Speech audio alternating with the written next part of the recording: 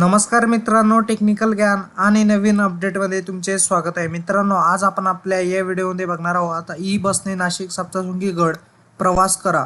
चैत्र उत्सवाच्या पार्श्वभूमीवर S T महामंडळातर्फे बस फेऱ्या सोडण्यात येणार आहे. मित्रांनो, चैत्र उत्सवाच्या पार्श्वभूमीवर प्रायोगिक तत्त्वावर 12 फेऱ्या या मार्गावर उपलब्ध असतील. 3.5 शक्तिपीठापैकी एक असलेल्या सप्तशृंगी गडाच्या दर्शनाला जाताना आता भाविक पर्यावरण संवर्धनास देखील हातभार लावणार आहेत.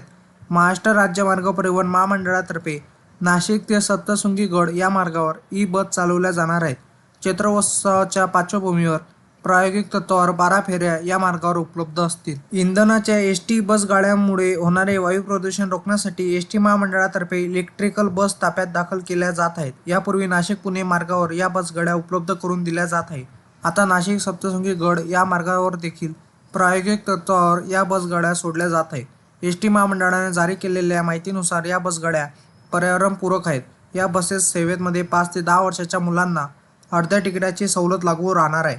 तसेच महिला, अमृत, ज्येष्ठ नागरिक, इतर शासकीय योजनेचे लाभार्थी यांना बस सेवेतील सवलत अनुज्ञेय राहील. मित्रांनो, चैत्र पौर्णिमेनिमित्त सोमवारी 1 पासून बस सेवेला प्रारंभ होणार आहे. सध्याच्या वेळापत्रकानुसार सकाळी 5 पासून तर सायंकाळी 6:30 या वेळेदरम्यान जुने CBS बस स्थानक येथून या बस गाड्या सोडल्या जातील.